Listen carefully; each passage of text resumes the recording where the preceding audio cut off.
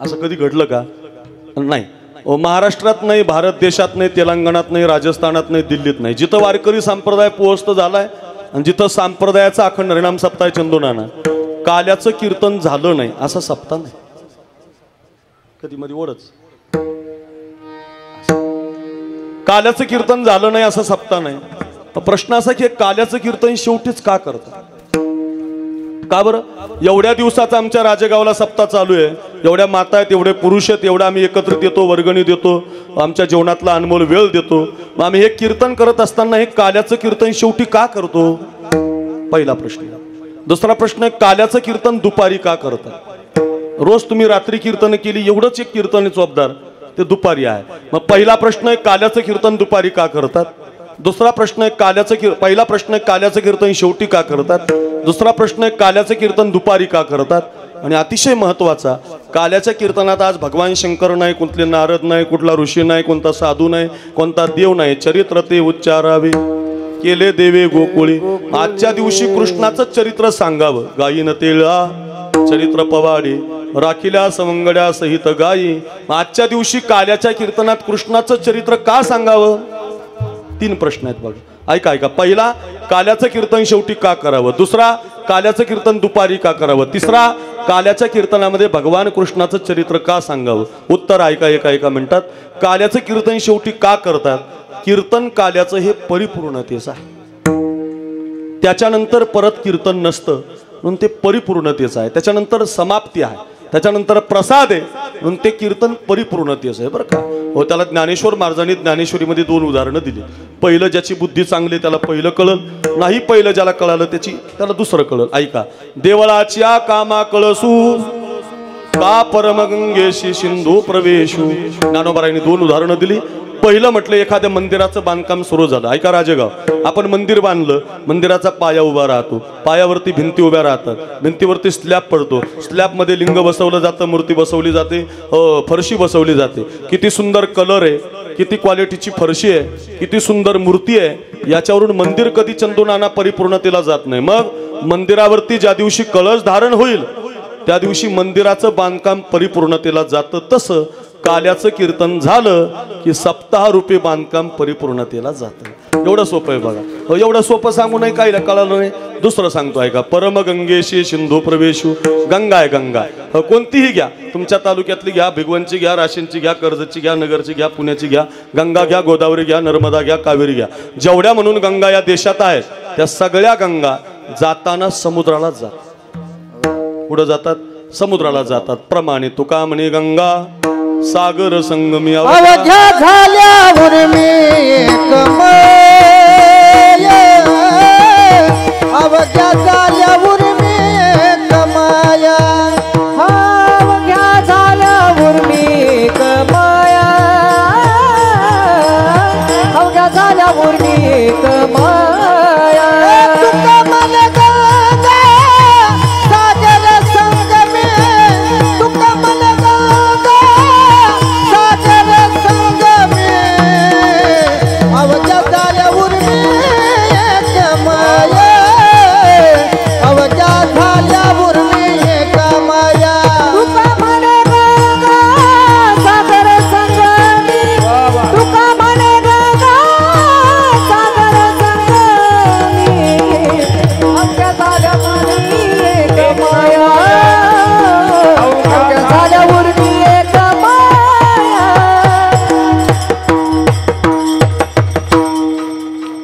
काय गोड शब्द. तुका म्हणे गंगा सागर संगमी. गंगा सागराला मिळाली, तिचं जीवन परिपूर्ण झालं. आता तिला प्रवाह राहिला नाही, आता तिला थांबणं झालं, तिला आता पलीकडे जाणं राहिलं नाही. कितीही ओघानं येऊ द्या, कितीही जोरात येऊ द्या, एकदा समुद्राला मिळाली का फिडीत पाप ताप पोखित त्रीचे पाद. पण पुढं काय म्हटलंय आबा? समुद्रा जायाप गंगेचे जैसे. एकदा समुद्राला आप गेलं तिचं, ती परिपूर्ण झाली. पूर्वीच्या काळामध्ये जिल्हा परिषदच्या शाळा असायच्या, आताही आहे, पण पूर्वी काय असायचं? श्रीमंत असू द्या, गरीब असू द्या, आमदार असू द्या, प्रत्येकाचा पोरगा जिल्हा परिषदलाच जायचा. त्यामुळं शिक्षकाला क्वालिटी होती, शाळेला क्वालिटी होती. हे शाळा बदलल्यामुळं आता पोरं बदलली. त्याचं कारण काय झालं? ज्याच्याकडे पैसे जास्त आले त्याची पोरं इंग्लिश मिडियमला चालली, CBSE पॅटर्न, आमका पॅटर्न, तमका पॅटर्न, आणि गरिबाची पोरं मात्र जिल्हा परिषदला आहेत. पूर्वी एकच शाळा सगळ्याला असायची, आमदार असू द्या, नाही तर मग नगर परिषद असू द्या, नाही तर सरपंच असू द्या, प्रत्येकाचा पोरगा कुठं जायचा? जिल्हा परिषद शाळेत जायचं शिकायला. मास्तर लई गोड असायचे व पूर्वीचे, काळी टोपी घालायचे, माझ्याकडे बघा काळा कोट घालायचे, दिसायलाही नाना काळे डग असायचे, पण काळा दिसणारा गुरुजी आतून गोरा असायचा. माझा पोरगा शिकला पाहिजे, त्याला गणित आलं पाहिजे, त्याला चाली जमल्या पाहिजे, तो गुरुजी झाला पाहिजे, अभिमन्यू आबासारखा, हजारे महाराजासारखा, सदा महाराजासारखा नाना असं तयार पोरगा झाला पाहिजे. आमचे गुरुजी लय भाग्यवान, काय मिळाले आम्हाला गुरुजी. आता गुरुजी भेटत नाही, माझाच पोरगा टाकायचं तर कोणाकडे टाकावं पंचायती बरं का. का आता गुरुजी राहिले नाही. पूर्वीच्या काळातला गुरुजी लय ओरिजिनल, पोरगा शिकला पाहिजे, मला नाही आलं तरी चालेल, मला पैसे नाही मिळाले तरी चालतील, पण माझा विद्यार्थी तयार झाला पाहिजे. या गुरुजींना अपेक्षा काम करायचं. गुरुजी वर्गात आले, तुम्ही राजेगावकर माझ्याकडे बघा, 25 मुली या बाजूने होत्या, महिला इकून आहेत म्हणून, 25 मुलं या बाजूने होते, पुरुष इकून आहेत म्हणून, 50 मुलांचा वर्ग भरलेला होता. माझ्याकडे लक्ष द्या. पांढरा खडू हातामध्ये घेतला, 11 वाजलेत आपले, त्यामुळं गुरुजीने असं काळ्या बोर्डावरती वाक्य लिहिलं, गोदावरी. या विठाला विठा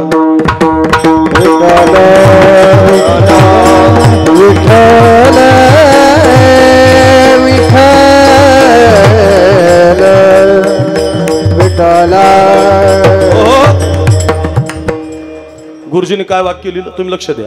गोदावरी काळ्या बोर्डावर, आणि वर्गातले जी 25 मुलं या बाजूनी मुली आणि 25 मुलं या बाजूनी, अशा 50 पोरांना विकास महाराज प्रश्न विचारला, पोरांनो आजचा आपला विषय गोदावरी, सांगा बरं गोदावरी गंगेचा उगम कुठून झाला? पोरं किती होती? 50. मुलं इकून, मुली इकून, 25 इकून होत्या, 25 मुलं इकून होते. 50तल्या एकाही पोराला त्याचं उत्तर देता येईना, कारण सगळे गणितात हुशार, कोणी इंग्लिशमध्ये हुशार, कोणी सायन्समध्ये हुशार, कोणी कशात हुशार, कोणी इतिहासात हुशार, मात्र अध्यात्मातला प्रश्न होता त्यामुळे एकालाही येत नव्हतं. पण आपल्या राजेगावचा एक बाळू नावाचा पोरगा सगळ्यात मागच्या बेंचवर बसलेला होता. गणित त्याला येत नव्हतं, त्याला इंग्लिश कळत नसायची, मराठी कमी वाचता यायची, प्रत्येक विषयात तो ढक्कल पास असायचा. पण गावात सप्ताह सुरू झाला की अभिमन्यू आबाच्या बोटाला धरून हरिपाठाला यायचं, कीर्तनात उभं राहायचं, चंदुनानाच्या लागी ऐकायचं, अभिमन्यू आबाची सागमप ऐकायचं, सदानंद गुरुजी चाली ऐकायचं, पेटीवाल्याचे बटणं पाहायचं, महाराजांनी सांगितलेलं उदाहरण ऐकायचं. त्यामुळे त्याला आजचं उत्तर माहिती होतं. त्यानं हात वर केला, गुरुजी ओ गुरुजी मी सांगू. गुरुजीला लय आनंद झाला, बुवा कधीच उत्तर न देणारा बाळ्या आज कसं काय उत्तर द्यायला लागला. गुरुजीला नवल वाटलं, सांग. बाळ्याला पहिल्यांदा चान्स आल्यामुळे बाळ्या बेंचवर उभा राहिला. पहिल्यांदा चान्स आला बाळ्याला उत्तर द्यायचा, बेंचवर उभा राहिला. सगळ्या पोरात फक्त आता बाळूला उत्तर माहिती होतं, बाळ्या बेंचवर उभा राहिला. माझ्याकडे बघा, गुरुजीने थाटात विचारलं त्याला, बाळ्या गोदावरी गंगेचा उगम कुठून झाला? बाळ्या म्हटला, गुरुजी नाशिक नावाचा जिल्हा आहे, नाशिक जिल्ह्यामध्ये त्र्यंबकेश्वर नावाचा तालुका आहे, त्र्यंबकेश्वर तालुक्याला ब्रह्मगिरी नावाचा पर्वत आहे, आणि ब्रह्मगिरी पर्वतावरून गोदावरी गंगेचा उगम झाला. शाबास बाळू, वा रे वा बाळू, क्या बात है. बाळ्या राजेगावचा होता ना, उत्तर पक्क दिलं त्याने, क्या बात आहे बाळू. पण गुरुजी साधा नव्हता, पुढच्या घरातलाच होता, जरा पुढचं पक्क करून घेणार आहे. हो बाळ्या, गंगा वरून निघाली म्हटले त्र्यंबकेश्वरच्या ब्रह्मगिरी पर्वतावरून, पुढं कुठं गेली?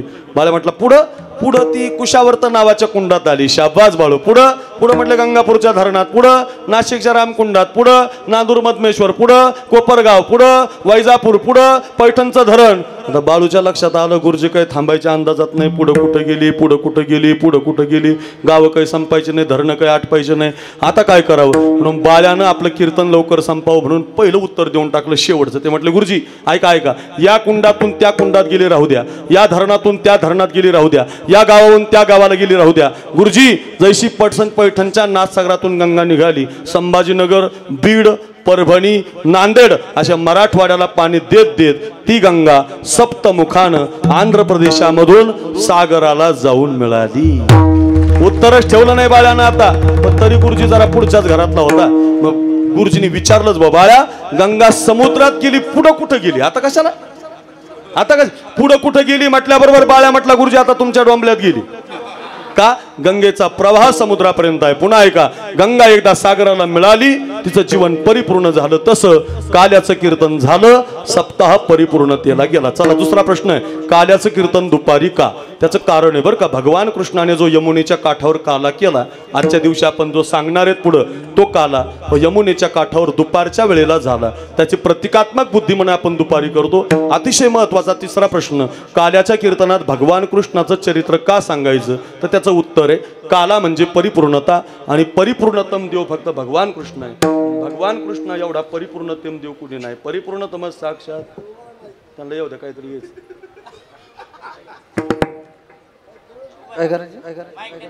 फेटा बांध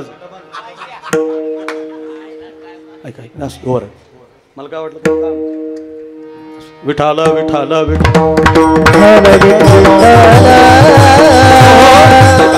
दुपारचं कीर्तन आपण करतो काल्याचं, आणि शेवटी का करतं कृष्णाचं. आज बघा तुम्ही गंमत, आज मला दत्त सांगता येत नाही, पांडुरंग सांगता येत नाही, ओम नमः शिवाय सांगता येत नाही, मला आज कोणता साधू सांगता येत ते उच्चार.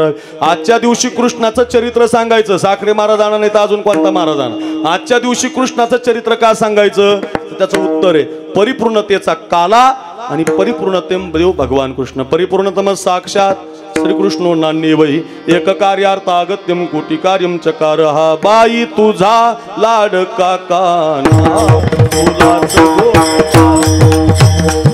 बाई तुझा लाडका कान्हा तुलाच गोड वाटे. बाई तुझा लाडका कान्हा तुलाच गोड वाटे. बाई तुझा लाडका कान्हा तुलाच गोड वाटे. ओ बाई तुझा लाडका कान्हा तुलाच गोड वाटे. बाई तुझा लाडका कान्हा तुलाच गोड वाटे. बाई तुझा लाडका कान्हा तुलाच गोड वाटे. बाई तुझा लाडका कान्हा तुलाच गोड वाटे. थोड्या किती सांगू ग, याच्या थोड्या किती सांगू ग, महिपत्र सिंधू आटे. बाई बाई झाला बाई तुझा लाडका कान्हा हे याच्या थोड्या किती सांगू ग, याच्या थोड्या किती सांगू ग, महिपत्र श्रवणाते. बाई तुझा लाडका कान्हा तुलाच गोड वाटे. बाई तुझा लाडका कान्हा तुलाच गोड वाटे.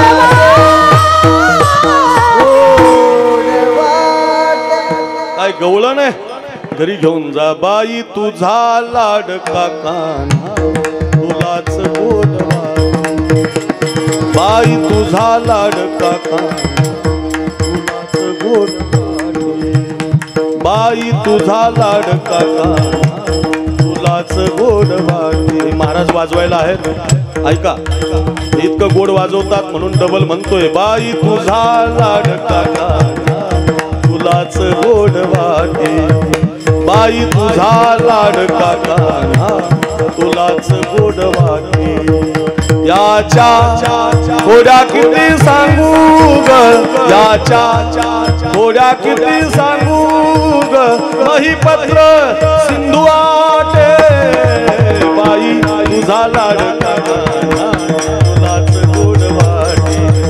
बाई तुझा लाडका कान्हा तुलाच गोड वाटे. तुलाच गोड वाटे. तुलाच गोड वाटे. इतकी गोड गवळण म्हणते ती. अगं यशोदे, तुझा पोरगा किती परिपूर्णतम आहे. समुद्राची शाही केली बघ, मेरू पर्वताची लेखणी केली. ऐका ऐका वस्तू ऐका फक्त. समुद्राची शाही, मेरू पर्वताची लेखणी आणि पृथ्वीचा कागद केला. पुणे जिल्हा नाही, नगर जिल्हा नाही, विश्वाच्या पृथ्वीचा कागद केला. समुद्राची शाही केली, मेरू पर्वताची लेखणी केली आणि विश्वाची विद्येची देवता सरस्वती माता लिहायला बसवली. तरी सुद्धा असदगिरी समशात कंचदम सिंधू पात्रे सुरतरोवरु शाखा लेखनी पत्र मुर्वी लिखित्यति गृहीत्वा शारदा सार्वकालम. विश्वाची मालकीन जरी लिहायला बसवली तरी सुद्धा त्याचं परिपूर्णतमाचं वर्णन होणार नाही, एवढा तो परिपूर्णतमा आहे. जो हा देवांचाही देव बळीयामा. एक व्याख्या सांगतो परिपूर्णतमाची. परिपूर्णतम कशाला म्हणतात आणि बाकीचे अवतार कसे? बाकीचे अवतार पूर्ण आहेत, अंश आहेत, अंशांश आहेत, कला आहेत, आवेश आहे. पण ऐका, भगवान कृष्णाचा जो अवतार आहे तो सगळ्यापेक्षा वेगळा आहे. बाकीच्या अवतारात सामर्थ्य आहे पण स्वातंत्र्य नाही, करण्याची ताकद आहे पण करता येत नाही. माहिती आहे तुम्हाला, राम प्रभू वनवासाला निघाले तर ती उर्मिला म्हटली लक्ष्मणाला मला बरोबर घेऊन चाल.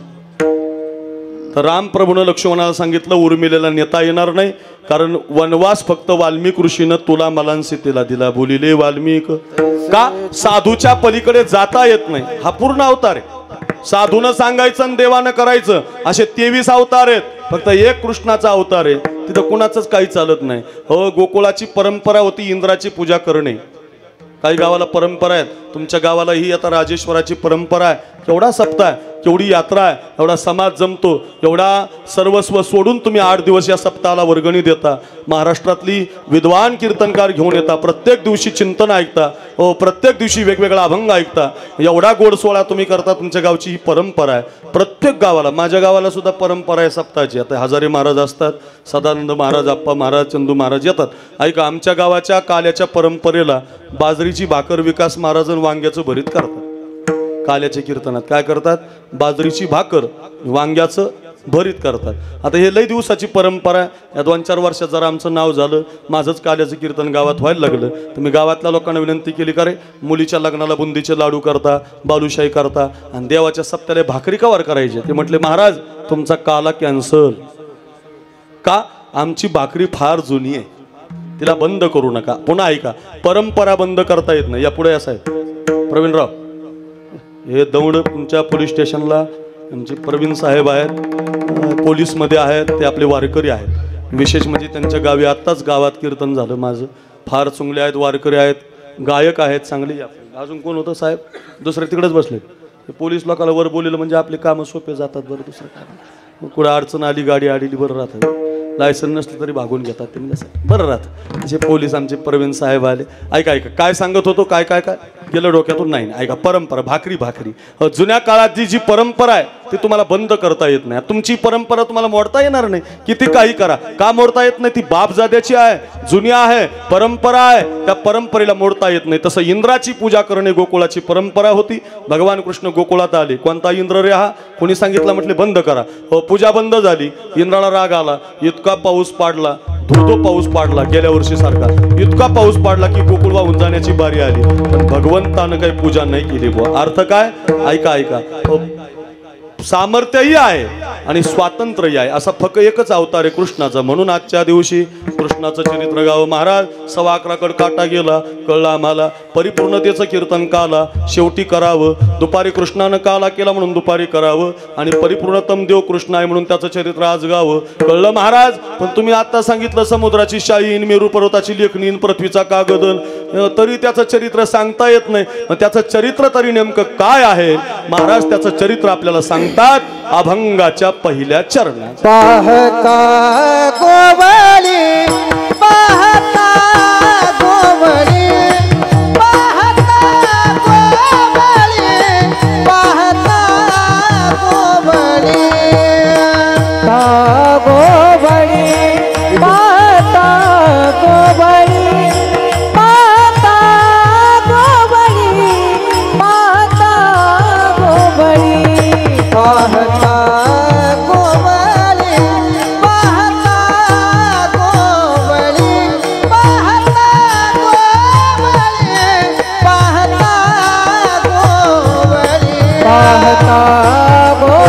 गोवळी, पाहता गोवळी, पाहता गोवळी, पाहता गोवळी, पाहता गोवळी,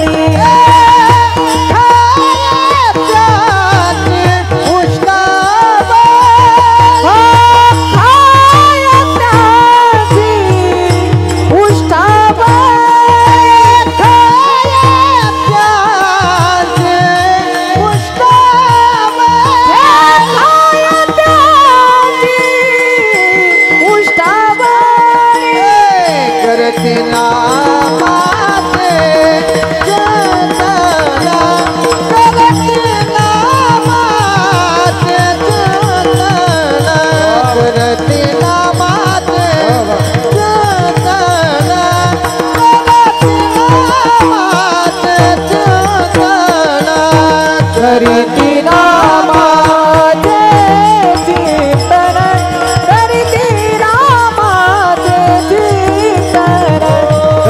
करीती रामाचे चिंतन करीती रामाचे चिंतन पाहता गोबरी हो पाहता गोबरी हाय त्यांची मुष्टावली हाय त्यांची मुष्टावली पाहता गोबरी पाहता गोबरी खाय त्यांची मुष्टावली खाय त्यांची मुष्टावली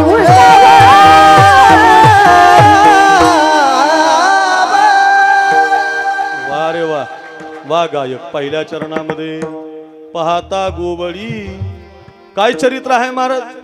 पाहिला गेलं तर गोवळ गाईच्या धारा काढणारी, तुमच्या माझ्यासारखे शेतकरी कुटुंबातले, ऊसाला दारे देणारे. हो आपण सगळे गरीब आहेत, शेतकरी आहेत ना. ऐका ऐका, सगळे शेतकरी आहोत आपण, शेती करणारी आहोत. एवढे साधे गोपाळ चरित्र काय घडलं म्हटलं, त्यांच्या ताटातलं देवानं उष्ट खाल्लं. बघा आता गंमत, खरंच खातो बरं का भगवान. देव खातो, शबरी बनावं लागतं तेव्हा खातो, सुदामा बनावं लागतं तेव्हा खातो, द्रौपदी बनावं लागतं तेव्हा खातो, भरत बनावं लागतं तेव्हा खातो. कुणाचंही नाही खात, कुणाचंही खात नाही. सांगणारा जो आहे त्याचं तर कधीच खात नाही.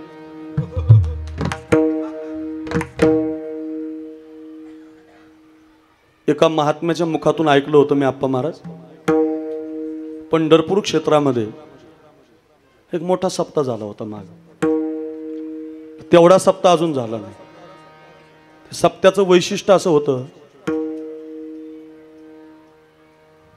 रामसुखदासजी महाराज होऊन गेले, त्यांची प्रवचनं होती त्या सप्ताहात. आणि ती प्रवचनं ऐकायला गुरुनाम गुरु धुंडा महाराज देगलूरकर, गुरुनाम गुरु मामासाहेब महाराज दांडेकर, गुरुनाम गुरु विठ्ठल बाबा घुले, ऐका सातारकर महाराज, ही जी जुनी मंडळी आहे प्रवचन ऐकायला होती. ऐका ऐका, कुणाच्या ताटातलं खातून खाल्ल्यानंतरही परत जो सांगतो त्याच्याकडे येत नाही बरं. ऐका ऐका, उदाहरण ऐक. आणि त्या रामसुखदासजीच्या प्रवचनाला एवढी मातब्बर मंडळी असताना ते 2 सत्रामध्ये प्रवचन होतं. पहाटे 4 ते 6, संध्याकाळी 4 ते 6. तर 4 ते 6ला संध्याकाळी आपल्यासारखी लोक यायची, पहाटे 4 ते 6ला सगळी महाराज मंडळी यायची. तर एक दिवस त्या पहाटे 4 ते 6च्या प्रवचनाला अभिमन्यू आबा, त्या काळात 80 लाख रुपयाची गाडी असणारा एक व्यक्ती